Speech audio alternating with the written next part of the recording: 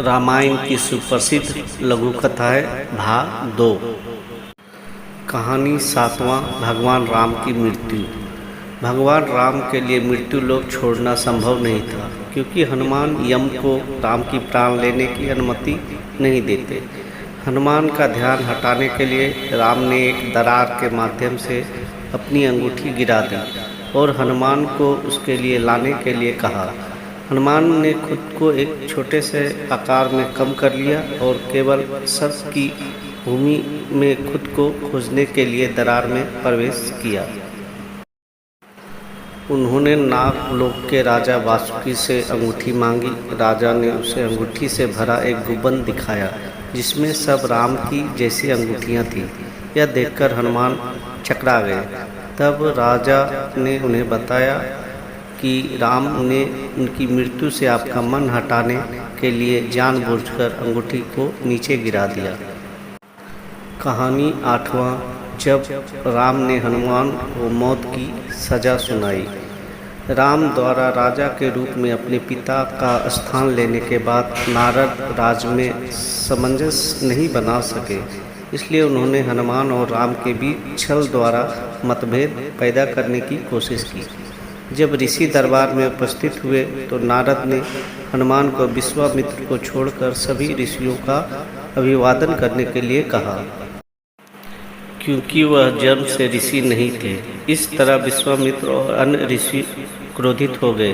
विश्वामित्र और अन्य सभी ऋषियों ने भगवान राम से हनुमान को मृत्यु दंड देने की मांग की। भगवान राम भी इस सज़ा के लिए मना नहीं कर सकते थे, क्योंकि विश्वामित्र उनके गुरु थे। राम ने हनुमान पर तीर चलाने का आदेश दिया। उन्होंने हनुमान पर तीर चलाने का आदेश दिया, लेकिन कोई भी बाण हनुमान को नुकसान नहीं पहुंचा सकता था। भगवान राम ने तब अपने सबसे शक्तिशाली हथियार ब्रह्मास्त्र का इस्तेमाल किया, लेकिन वह भी हनुमान के आगे विफल हो गया। क्या आप जानते हैं कि ऐसा क्यों हुआ? क्योंकि हनुमान भगवान राम के नाम का जाप करते रहे। नारद को अपनी गलती का एहसास हुआ और उन्होंने विश्वामित्र से यह सब रोकने की विनती की। कहानी 9वां। क्या आप जानते हैं कि बजरंगबली को नाम कैसे मिला? एक दिन जब सीता अपने माथे पे सिंदूर लगा रही थी तो जिज्ञासु हनुमान ने पूछा, आप सिंदूर क्यों लगाते हैं? सीता ने उत्तर दिया, भगवान राम के लंबे और स्वस्थ जीवन के लिए। उत्साही हनुमान ने सिंदूर से अपने पूरे शरीर को लगा लिया। हनुमान को सिंदूर में लिपटता देख भगवान राम हंसी में फूट पड़े। उन्होंने उसका नाम बजरंगबली रखा, जो बजरंग शब्द से आया, जिसका अर्थ है नारंगी। कहानी 10वां। राम के भाई। अधिकांश लोग जानते हैं भगवान राम विष्णु के अवतार हैं। उनके भाइयों में लक्ष्मण, भरत और शत्रुघ्न हैं। लक्ष्मण बाद में भगवान कृष्ण के बड़े भाई बलराम के रूप में पैदा हुए। लक्ष्मण ने अपने पूरे जीवन में शिकायत की थी कि छोटे भाई के रूप में जन्म लेने के कारण उन्हें राम की सभी आज्ञाओं का पालन करना पड़ता था। बलराम के रूप में जन्म लेने पर उनकी एक बड़े भाई बनने की इच्छा पूरी हुई। कहानी 11वां। लक्ष्मण 14 साल तक जागते रहे। उर्मिला लक्ष्मण की पत्नी थी। जब वह वनवास के लिए प्रस्थान कर रहे थे तब उनका साथ देने के लिए तैयार थी, लेकिन लक्ष्मण ने उन्हें घर पर रहने के लिए मनाया, क्योंकि वह राम और सीता को सभी खतरों से बचाना चाहते थे। इसलिए उन्होंने नींद की देवी निद्रा से संपर्क किया और उसे अगले 14 वर्षों तक निद्रा नहीं लेना चाहते। निद्रा ने आज्ञा दी कि किसी को संतुलन बनाने के लिए उसकी ओर से सोना होगा।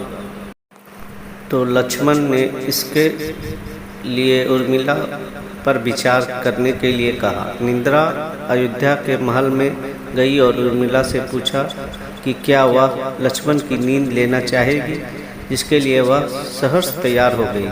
राम के राज्याभिषेक के दिन तक उर्मिला 14 साल तक सोती रही। यदि उर्मिला ने मदद नहीं की होती तो लक्ष्मण कभी भी मेघनाद का वध नहीं कर पाते, जिसे यह वरदान प्राप्त था कि केवल गुंडाकेश, जो कई वर्षों तक सोया ना हो, उसे मार सकता है। कहानी 12वां। कुंभकर्ण की नींद की कहानी। एक बार जब रावण, कुंभकर्ण और विभीषण से पूछा गया कि वे ब्रह्मा से क्या वरदान चाहते हैं, दूसरी ओर इंद्र कुंभकर्ण की वीरता और बुद्धि के बारे में अच्छी तरह से जानते थे। इंद्र जानते थे कि वह स्वर्ग का राज सिंहासन मांगेंगे। इससे भयभीत होकर इंद्र ने देवी सरस्वती से कुंभकर्ण की जीभ को बांधने का अनुरोध किया, जिससे कुंभकर्ण को अनंत निंद्रासन का वरदान मांग लिया। ब्रह्मा ने उन्हें अनंत निंद्रा का वरदान दिया। अपने भाई की दुर्दशा को देखकर रावण ने ब्रह्मा से साप को पूर्वता करने का अनुरोध किया। ब्रह्मा ने इसे पूर्वत किया, लेकिन एक शर्त के साथ। उन्होंने कहा कि कुंभकर्ण आधे साल शयन करेंगे और आधे समय तक जागता रहेंगे। लंका के युद्ध के दौरान भी कुंभकर्ण सो रहा था और उसे जगाने की कोशिश में 1000 हाथियों के साथ चला गया था। यह बच्चों के लिए रामायण को बेहतरीन और दिलचस्प कहानियों में से एक है। Thanks for watching my video DS पंख मीडिया। अगर कहानी पसंद आए तो दोस्तों में शेयर करें, सपोर्ट करें और सब्सक्राइब करें। धन्यवाद।